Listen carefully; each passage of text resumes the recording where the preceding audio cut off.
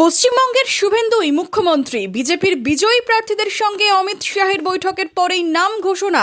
শনিবার ব্রিগেডে মুখ্যমন্ত্রী হিসেবে শপথ গ্রহণ করবেন শুভেন্দু অধিকারী।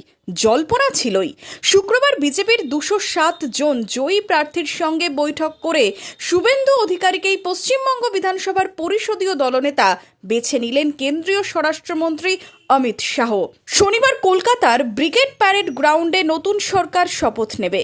শুক্রবার কলকাতায় বৈঠক শেষে মুখ্যমন্ত্রী হিসেবে শুভেন্দু অধিকারীর নাম ঘোষণা করলেন কেন্দ্রীয় স্বরাষ্ট্রমন্ত্রী অমিত শাহ। दूसरे नाम के लिए भी सबको समय दिया गया, पर्याप्त समय दिया गया, मगर कोई दूसरा नाम नहीं आया है।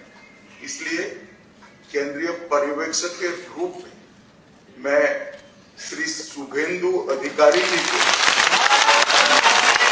पश्चिम बंगाल विधानमंडल दल के नेता के रूप में निर्वाचित घोषित करता हूं।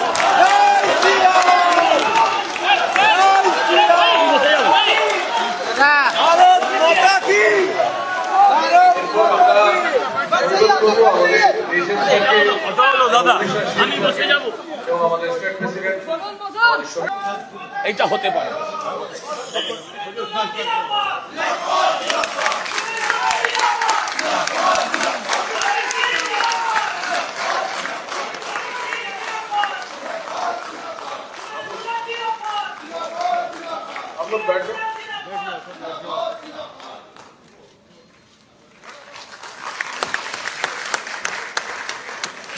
আমাদের উড়িষ্যার শের আমাদের মোহন মাঝিজি সংবর্ধনা করলেন।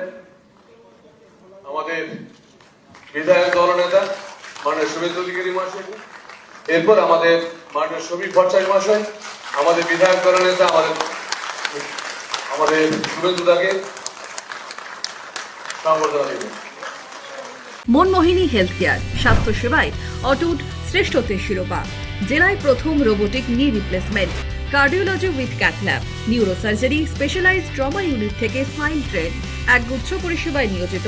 Manmohini health care, quality care with personal touch, Baharampur শিল্প তালুক।